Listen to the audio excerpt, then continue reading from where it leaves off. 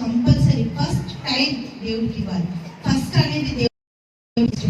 మనమేమో అంత అయిపోయినాక లాస్ట్కి మిగిలితే బెడ్ ఎక్కిన తర్వాత లేకపోతే పడుకునేటప్పుడు దేవుడికి మహిమ కలుగుతుంది. అప్పుడు ఇస్తాం టైం. ఎప్పుడైతే పొద్దున్న లేచి ఫస్ట్ టైం దేవుడికి ఇస్తామో దేవుడు మనల్ని చాలా అద్భుతంగా ఆశీర్వదిస్తాడు. మనం అభివృద్ధి పొందాలి. ఇంకెన్ని రోజులు మనం అక్కడే ఉంటాం? ఎక్కడేసినట్టు అక్కడే ఉండొద్దు. ఆయనకి ఇష్టం లేదంట. దేవుడికి స్తోత్రం. చూద్దాం మనం పరమగీతం 1వ అధ్యాయము 5వ వచనాన్ని చూద్దాం. పరమగీతం 1వ అధ్యాయము 5వ వచనం. యెరూషలేము కుమార్తెలారా, నేను నల్లని దాననైనను సౌందర్యవంతురాలను, కేదారు వారి గుడారము వలె సొలొమోను నగర తెరల వలెను నేను సౌందర్యవంతురాలు. నల్లని దాననని నన్ను చిన్న నేను ఎండ తగిలిన దానను. దేవునికి మహిమ కలుగుతుందట. ఎవరంటే ఆయనే నల్లగా ఉందంట. ఎవ్వరు ఇష్టపడట్లేదు.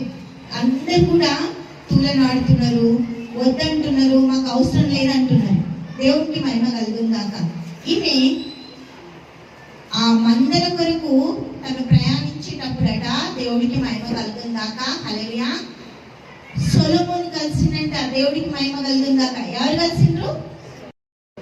ఎందుకు సొలొమోను కలిసిండు? దేవుడికి మహిమ కలుగుతుందాక. ఆమెకు తన చేయిని అందించిందంట. ఎప్పుడైతే ఆమెకు చేయిని అందించిండో సొలొమోను, ఈమె సౌందర్యవతి అయిపోయిందట. దేవుడికి స్తోత్రం. ఆమె రూపురేఖలు మారిపోయినాయంట, అభివృద్ధి చెందిందంట. ఈ యొక్క నల్లని దానైన ఈ షొలొమితి దేవుడు కోరుకుందంట. దేవుడికి మహిమ కలుగుందాక. సొలొమోను ఎంత చక్కగా ఆమె పక్కన నిలబడ్డప్పుడు ఆమె రూపురేఖలు, ఆమె సౌందర్యము మారిపోయిందంట.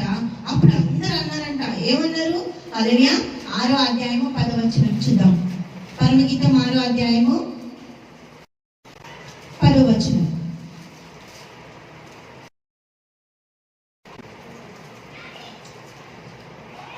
సంధ్యారాగము చేపట్టుచు చంద్రబింబమంత అందము గలదై, సూర్యుని అంత కలంకమును గలదై, విహృత సైన్య సమభీకర రూపిణియగు ఈమె ఎవరు? దేవునికి మహిమ కలుగును గాక. హల్లెలూయా.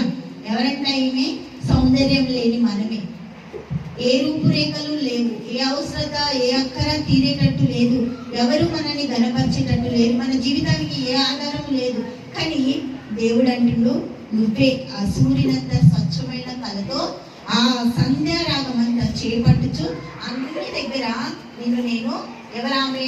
నేనే. చెప్పండి. దేవునికి స్తోత్రం. రాసుకోండి అక్కడ. ఈమె ఎవరు అనే దగ్గర ఎవరు బైబిల్లో వాళ్ళు రాసుకోండి. ఎవరు?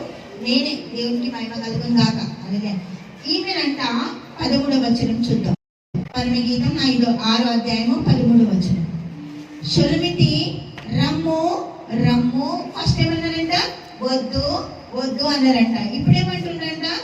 రమ్ము రమ్ము. వెతుకుతుండంట ఆమె కోసం. దేవుని షొలొమితి కోసము వెతుకుతుండంట. సౌందర్యం లేని షొలొమితి, ఏ అందము లేని ఆ షొలొమితి, ఏ దానికి పనికిరాని షొలొమితిని వెతుకుతుంది. ఎందుకు? సొలొమోను వచ్చి పక్కన నిలబడ్డాడు కాబట్టి ఆమె సౌందర్య రూపురేఖలు మారిపోయినాయంట. ఈరోజు మన బ్రతుకుకి క్రీస్తు మన కుడి చేయి పట్టుకొని నడిపిస్తుండు. మన బ్రతుకులు ఎంత మారాలి? దేవుడికి మహిమ కలుగును గాక. హల్లెలూయా. షొలొమితి రమ్ము రమ్ము, నేను నిన్ను ఆశ తీరా చూచుటకై. దేవుడికి మహిమ కలుగును గాక. పరమగీతం 6వ అధ్యాయము 13వ వచనం. షొలొమితి రమ్ము రమ్ము, మేము నిన్ను ఆశ తీరా చూచుటకై తిరిగి రమ్ము. తిరిగి రమ్ము. మేము నిన్ను చూడాలి, మాట్లాడాలి, నీ దగ్గర ఉండాలి.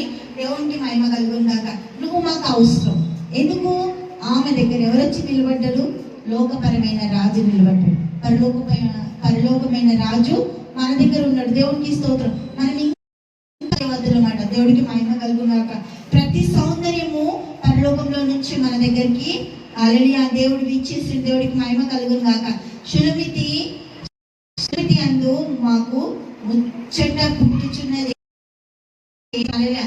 అంతకుముందు ఏమన్నారు? అందరూ నల్లగుంది, మాకు వద్దు, మాకు అవసరం లేదు, మాట్లాడడం. అసలు చాలా మంది చూడండి, నల్లగున్నది ఎవరు మాట్లాడరు. అదే తెల్లగుంటే వాళ్ళు మాట్లాడకపోయినా కూడా 4 సార్లు వాళ్ళని పలక